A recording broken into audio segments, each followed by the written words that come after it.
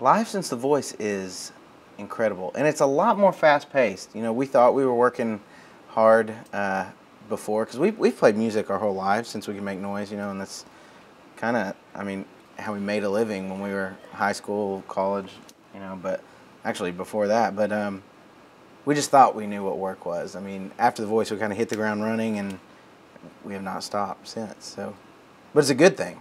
It's a great thing.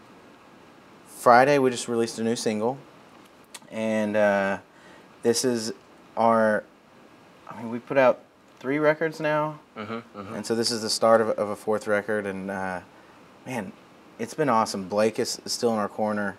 That guy is a friend we can call on. We've been on tour with Brad Paisley. We've been on tour with Carrie Underwood. Now we're doing some headlining stuff, and we're really just getting in touch with our fans, and we're always on the road, it seems, which I love. Yeah, so the Carrie Underwood tour started with a text. We were sitting on the bus one night, and we saw that she was going out. We're like, man, how awesome would that be? You know, so we sent her a text saying, hey, we'll walk your dogs, we'll do your laundry, we'll be roadies if you guys have an extra opening spot, you know. And she kind of laughed it off. She was like, well, I don't trust, oh, and we said we'd babysit. She's like, well, I don't trust either of you to babysit, but I'll see what I can do, something like that. And we're like, we didn't think anything of it. And it wasn't, what, 2 days later, we get a call from our agent saying, hey, well, there's this spot on the Storyteller tour. We're like, what? It was awesome. I will say she's been a supporter since day one. I mean, I feel like it was like a day or two after we got off The Voice. Yeah. I got a text from, or actually it might have been. It was Twitter. It was a Twitter message. Yeah. She personally wrote us a Twitter message and gave us her phone number and said, hey, you're going to get hit with a lot of stuff. You know, I would love just to buy you guys dinner and hang out, you know, because I know you're going to be in Nashville. So her and Mike took us out and just talked to us, and it was awesome. Great mentor. Yeah. That's awesome. Well, I don't think we would have been on that tour without The Voice. So yeah. And you got your voice experience was really life-changing. It was. So I met my soon-to-be wife on The Voice, Miss Caroline Glazer, and I got to give it to Blake. You know, he knows how to pick them. Adam stole her, but we ended up, I got her back, though. You know, she was Team Blake, like us, for a little bit. But, yeah, I'm so pumped. Like, my question is anybody going to steal her before y'all get married? wow. She still has time to change her mind. That is true. I wouldn't blame her if she did.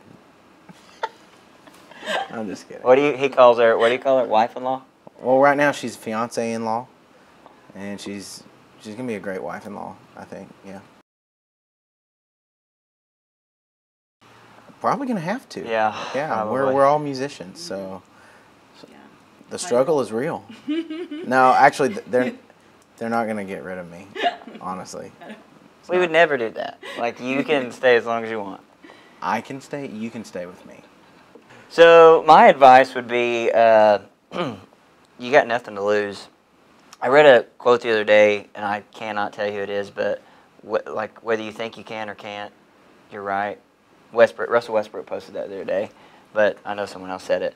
Anyway, so you got nothing to lose, and people ask me all the time. I'll get messages on our socials like, hey, you have any advice? I'm like, you think I should? I'm like, yeah, why not? Like, because the experience alone you're going to learn from. And I mean, we got turned down multiple times by different shows. Even The Voice, the year before we got turned down. So it's such a great platform, and especially in our hearts, The Voice is like it. Like, that's the one you should go try out for. Because they're just so loving, and they want to see you succeed, and it's not to exploit you or to get a good story.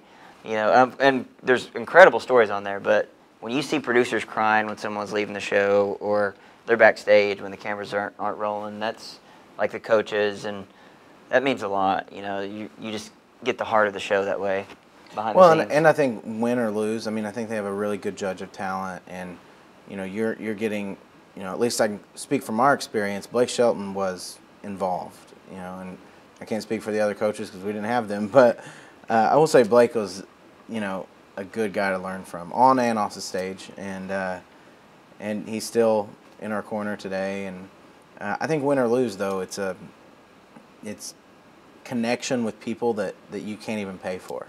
You know, that's, and it you know, they say overnight, but literally, I mean, one night you go from nobody knowing you to people who latch on, you know, who feel like they know you as an artist, and they support you, and they still do. You know, that was 3 or 4 years ago now, and we still have fans that saw us on that show that come to all of our shows. I mean, we have a couple of fans that just have been to their 45th show, and that's where we were introduced to them. You know, so that stuff is priceless. You know, win or lose, you're gonna have people who support you, and that's a good thing.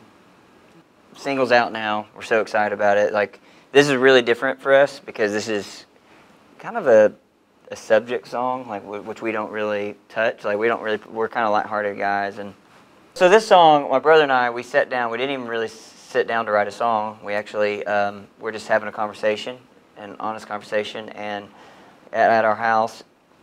And he just asked me, he said, "Man, whatever happened to the good old days?" And this was, and basically we had seen on the news that there was another shooting, and we're just sick of it. You know, it's like, man, this is just wrong that people have to worry about, like, their safety going to a concert or a movie or.